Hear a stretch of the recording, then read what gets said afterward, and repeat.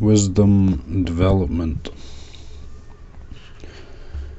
The knowledge corresponding to and required for wisdom development is referred to as knowledge to be developed, Buddhadhamma. Because consciousness, vijnana, is a form of knowledge supply to be understood, Buddhadhamma, to be recognized, it is not included as a factor in this context. There are three kinds of knowledge pertaining to wisdom development, according to stages of development, or to the potency of wisdom and understanding. They are ordered in this sequence. 1. Perception, sanya. Knowledge derived from perceiving, remembering and identifying the attributes of things. This knowledge is recorded in the mind. It acts as a model for comparison and as raw material for thinking and for subsequent understanding. This perception can be divided into two kinds, as described earlier. See the nature of knowing. The perception arising in the normal cognitive process, both basic perception and the perception accompanying the growth of understanding in wisdom development, is simply a matter of either knowing or not knowing. This is true even if one is referring to various levels of perception, say from indistinct to lucid perception, from partial to complete perception, or from false to correct perception. This matter thus pertains directly to knowledge and the development of knowledge. This is in direct contrast to the excessive or immoderate perception known as proliferative perception, papancha sanya, or defiled perception, kilesa sanya, which invariably obstructs and distorts knowledge. View diti. Reasoned understanding, truth on the level of conceptualization, knowledge mixed with cherished thoughts and opinions.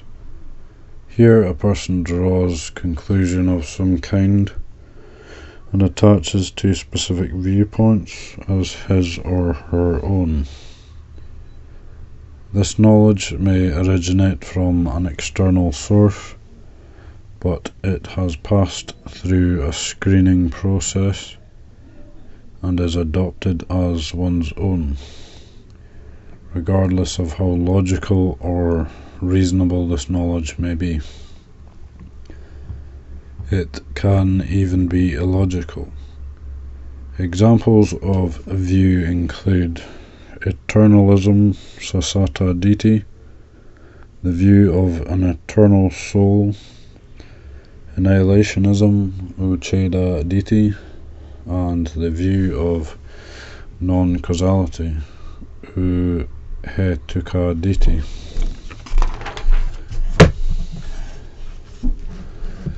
Direct knowledge, jnana, profound knowledge, gnosis. The term jnana is a synonym of panya, wisdom, but its definition tends to be more restricted.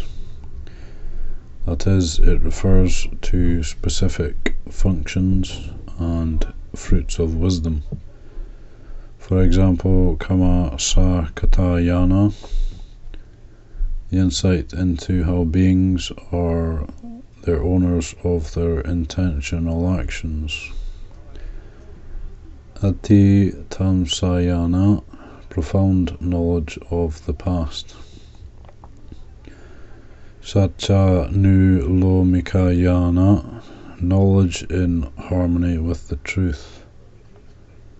Tatana Tana Yana, knowledge of the possible and the impossible. And Yana Dimutika Yana, knowledge of the disposition, traits, and beliefs of various beings. Yana refers to a pure and radiant knowledge that arises spontaneously in the mind and discerns a particular quality as it really is. Although there are many levels of jnana, including mistaken knowledge or incomplete knowledge, they can all be referred to as pure or genuine forms of knowledge, because they have not yet been adulterated by self-identification or self-attachment. Occasionally, jnana arises as a consequence of reasoned thought, but this knowledge exists independent of such thought, because it connects with some aspect of reality that truly exists. This is one distinction between jnana and ditthi. The knowledge referred to as ditthi relies on personal beliefs and logical reasoning, whereas jnana makes contact with external aspects of reality that truly exist. On a basic level, perception, sanya, is the raw material for all thinking and subsequent knowledge. For this reason, both view, ditthi, and direct knowledge, jnana, rely on perception. It is fairly obvious how view arises from perception. The very perception or discernment of something urges one to establish an opinion about it. Although perceiving the features of things is useful in everyday life, perception is selective and often acts to conceal or eclipse other features of these objects. If people fail to examine these dynamics, they may be deceived by perception or allow it to obstruct wisdom. This is the case for many people. The causes for wrong view to arise include false perceptions and also an incorrect application of perception. The following passages from the Pali Canon describe how view arises as a consequence of perception. An arahant does not possess even minor views arising from and produced by perception, pertaining to the seen, the heard, and the experienced. To wit, view has perception as its leader, a principal agent, and it discriminates things according to perception. An arahant free from mental taints possesses no view produced by perception, created by perception, fashioned by perception, pertaining to the seen, etc. There are not many diverse truths in the world except as a consequence of perception, resulting in diverse views. The arising of direct knowledge, jnana, is also dependent on perception. Perception arises first, potapada, then knowledge, and from the arising of perception comes the arising of knowledge. The passage. From this you have not perceived the least sense may be explained thus: you have not perceived those things you have engaged with or accomplished, nor have you perceived the characteristics, the causes or the effects. From this means, from internal peace, from spiritual practice, or from Dhamma teachings, from where else will you obtain knowledge? A person may watch falling leaves and consequently develop insight knowledge, vipassana jnana, and discern the impermanence of all things. This knowledge relies on numerous perceptions as its source. For example, perceptions of life and the sustenance of all things, perception of aging and decay, perceptions of deterioration, death, and the ending of things, and perception of above and below. The ability to see the relationship between these various perceptions gives rise to knowledge. Or take an example of worldly knowledge, lokiya jnana. When Isaac Newton observed the apple falling from the tree, he developed the insight into gravity. This insight relied on myriad perceptions. For example, perceptions of falling, perceptions of convergence, perceptions of space and force, and perceptions of attraction, mobility, release, suspension, linearity, trajectory, etc. The ability to clearly see the relationship between these various perceptions give rise to this insight into gravity.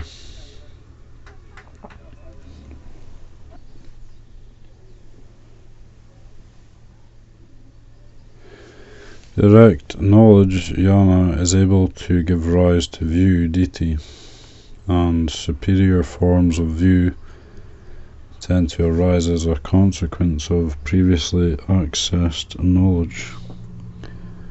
A clear example of this from the suttas is the story of the Brahma god named Baka, who was able to recall the birth of beings for an expanse of time that appeared infinite. He observed the countless births and deaths of other beings, while he himself remained the same. Thus he developed the view that the abode of Brahma is permanent and eternal, that Brahma is the creator of all things. Similarly, Newton, after his discovery of gravity, used this insight to further observe natural phenomena, but his vision and understanding was not comprehensive. He was still stuck at or deceived by certain things. Knowledge and insight is thus susceptible to the attachment referred to as view ditthi. Conversely, view ditthi supports the arising of knowledge jnana. Many views result from contemplation and are highly logical and reasonable. They become established as beliefs in the mind of intelligent individuals and philosophers. For this reason, if one does not attach to these views in an unyielding way, and one is able to listen to others and apply wise reflection, there is a good chance that a deeper knowledge will arise, paving the way to spiritual progress and removing any obstacles in the path. When view ditthi or direct knowledge jnana arises, new perceptions, sanya, are formed accordingly. Ditthi and jnana thus give rise to perception, sanya, which acts as the raw material for further contemplation and understanding. The difference here is that view tends to create false perceptions, whereas direct knowledge helps to create more accurate, correct perceptions and to dispel false perceptions. The three kinds of knowledge, sanya, ditthi and jnana, embodied in wisdom development, are related to the three methods the Buddha described for generating wisdom. 1. Cinta maya panya, wisdom arising from one's own reflection and reasoning. 2. Sutta maya panya, wisdom arising from learning or from the transmission of knowledge from others. 3. Bhavana maya panya, wisdom arising from engaging in spiritual practice and cultivation. Besides these three chief methods, there exist numerous other means for developing wisdom, especially in relation to the third method. These important activities include listening, savana, inquiry and review, paripucca, conversation, discussion and debate, sakacca, observing and watching, pasana, scrutiny, nijana, wise reflection, yoniso manasikara, yoniso upaparika, evaluation, tulana, examination, investigation and analysis, vimamsa, experimentation and selection, vijaya, repetition, sevana, cultivation, bhavana, and continuous and devoted practice, bahuli karana. Reflection, cinta, learning, sutta and training, bhavana, help to generate, improve and fine-tune perception, sanya, view, ditthi and direct knowledge, jnana. The learning imparted by others, sutta, thoughts and reflections, chitana, and wisdom arising from practical application, bhavana, are also forms of knowledge inherent in an individual. The distinct and concrete knowledge manifesting in a person's mind, however, are the three forms of knowledge described earlier: perception, sanya, view, ditthi, and direct knowledge, jnana. One can say that perception, view, and direct knowledge are the end results of learning, thinking, and practical training. Perception, sanya, view, ditthi, and direct knowledge, jnana, have a powerful impact on people's lives. Perception is highly influential in the cognitive process, in discerning and comprehending the world, and in generating other forms of knowledge. View from beliefs in religion and various ideologies to personal values acts as the guideline for people's entire range of behaviour and way of life. Direct knowledge is the most pristine and profound form of knowledge, the fruit of the highest wisdom accessible to human beings. It is able to cleanse the innate character of people and to create or change people's worldview, loka dasana, and outlook on life, jiva dasana. Its effect on people's behaviour and conduct is more lasting and definite than the effects produced by view, ditthi.